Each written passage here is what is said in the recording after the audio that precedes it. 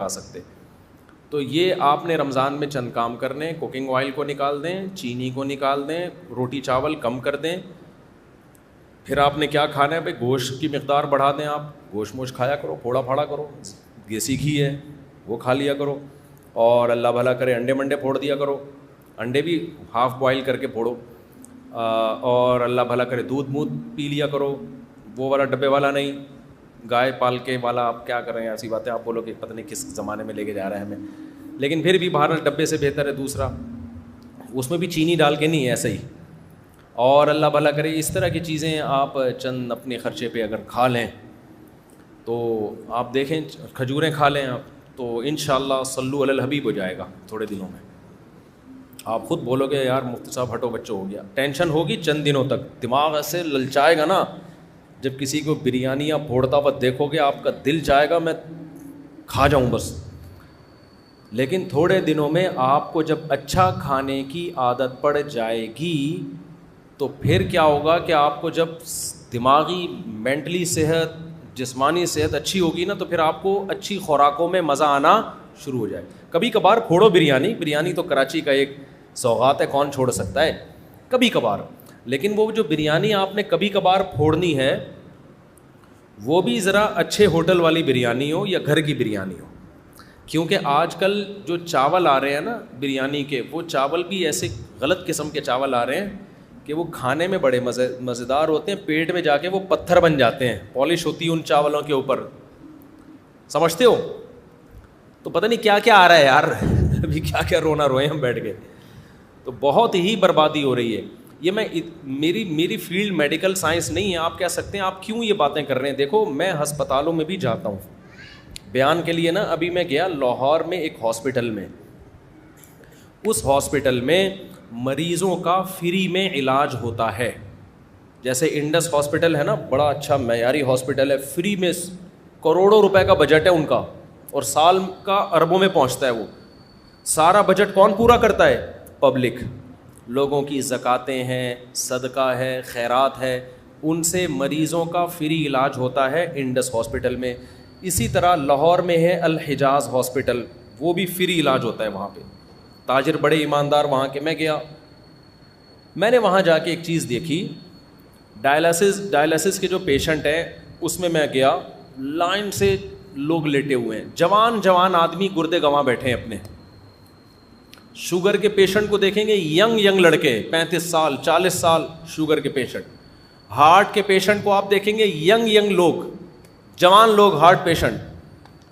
کروڑوں روپے کا لوگوں کا سرمایہ زکاتوں کا ان مریضوں کے علاج پہ خرچ ہو رہا ہے. انشاءاللہ ثواب ملے گا, اچھی بات ہے, علاج ہونا چاہیے بھائی. گورنمنٹ اپنی ذمہ داری پوری نہیں کرتی, چلو عوام.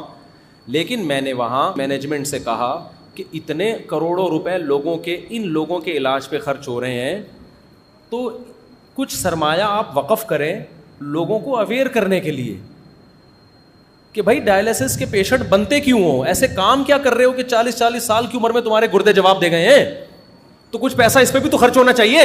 ابھی پھر مجھے غصہ آنا شروع ہو رہا ہے, تاکہ قوم کا یہ پیسہ کسی اور جگہ استعمال ہو نا. دیکھو دوبارہ سے, ابھی سمجھ میں نہیں آیا. آپ کے پاس 4 لاکھ روپے ہیں, آپ نے کسی غریب پہ خرچ کرنے ہیں, کسی مستحق پہ. 4 آدمی ایسے نکلے جو برگر کھا کے, پیزے پھوڑ کے, اور کولڈ ڈرنک پی کے, سگریٹیں پی کے, چرس پی کے, اور بالکل نیچر کے خلاف لائف اسٹائل اختیار کر کے چاروں پیشنٹ بن گئے شوگر کے اور گردوں کے. ٹھیک ہے نا, وہ چاروں کس کے پیشنٹ بن گئے؟ شوگر اور گردوں کے. آپ نے 4 لاکھ روپے ان کے علاج پہ لگا دیے. ٹھیک ہے, آپ کو نیت کا ثواب ملے گا انشاءاللہ. لیکن عقل مند آپ کو مشورہ دے گا کہ یار یہ جو 4 آدمی پیزے پھوڑ رہے ہیں اور صبح و شام بوتلیں چڑھا رہے ہیں, پان گٹکے کھا رہے ہیں, سگریٹیں پھونک رہے ہیں, ان کا بے تحاشا پیسہ ان فضول چیزوں پہ خرچ ہو رہا ہے. تو آپ کو اللہ نے 4 لاکھ روپے دیے ہیں, اس سے پہلے کہ یہ مریض بنے آپ 1 لاکھ روپے اس پہ خرچ کر دو کہ یہ انسان کے بچے بن جائیں. وہ 1,00,000 میں بن جائیں گے. 1,00,000 روپے میں آپ کیا کرو, ایک ورک شاپ کرواؤ یا یوٹیوب کا کوئی چینل خرید لو, اس پہ لوگوں کو اویئر کرو, یا کسی مشہور آدمی کا سے ایک ڈاکومنٹری بنوا لو, تاکہ جو مشہور لوگ ہوتے ہیں ان کی بات پھیلتی جلدی ہے, جس میں ان کو پیزے برگر کے نقصانات, کولڈ ڈرنک کے نقصانات, پان گٹکے کے نقصانات, چرس اور فضول چیزوں کے نقصانات بتائے جائیں.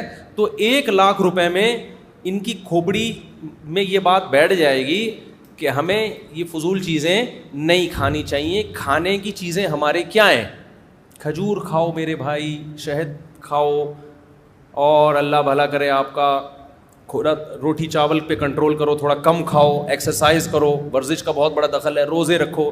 وہ 1,00,000 میں کیا ہوگا کہ قوم کا بہت بڑا سرمایہ بھی بچ جائے گا اور لوگ ڈائلسس پیشنٹ بنیں گے ہی نہیں. اب سمجھ میں آیا میں کیا کہنا چاہ رہا ہوں؟ تو دیکھو, غریب کی خدمت صرف یہ نہیں ہے کہ جو ڈائلسس پیشنٹ ہیں یا شوگر کے پیشنٹ ہیں یا جو ہارٹ پیشنٹ ہیں, زکاتوں سے ان کا علاج کراؤ. اس سے بڑی خدمت یہ ہے کہ آپ پہلے سے ان کو گائیڈ کرو, اویئر کرو, تاکہ وہ ایسے پیشنٹ بنے ہی نہیں. اب آئی سمجھ میں بات کی نہیں آئی؟ تو یہ بھی مذہب کا ٹاپک ہے یا نہیں ہے؟ میں آپ کو ترغیبیں دوں کہ ڈائلسس کے پیشنٹ پہ آپ زکاتیں خرچ کریں, آپ کو بہت ثواب ملے گا, ٹھیک ہے, یہ بھی میرا موضوع ہے. اس سے زیادہ میں اس کو فوکس نہیں کروں کہ یار لوگوں کو اویئر کرو تاکہ وہ ڈائلسس پہ جائیں نہیں نا, گردے بچا کے رکھیں اپنے. لیکن کوئی مولوی اس پہ بات کرے گا تو لوگ کہیں گے یار ہم سے نماز روزہ سننے کے لیے آئے اور یہ کیسی باتیں کر رہے ہیں. تو بھائی بات وہی کر رہا ہے, زکوٰۃ کا مقصد غریبوں کی مدد ہے یا نہیں ہے؟ تو غریبوں کی مدد اس زکوٰۃ دینے میں اتنی نہیں ہے جتنا ان سے کولڈ ڈرنک, پان گٹکے اور سگریٹ چھڑوانے میں ہے. اور یہ تو صرف غریبوں کی نہیں, امیروں کی بھی مدد ہے. جب بستر پہ لیٹو گے نا جا کے, امیر ہو یا غریب, دن میں تارے نظر آ جائیں گے جب آپ کو ڈائلسس شروع ہوگا آپ کا. اللہ بچائے سب کو. ایک بیماری وہ ہوتی ہے جو قدرت کی طرف سے ہو, وہ پیغمبروں کو بھی ہوتی ہے. پیغمبروں کو بیماریاں کسی بد پرہیزی کی وجہ سے نہیں ہوتی, وہ قدرت کی طرف سے ہوتی ہے. جیسے کہ ابراہیم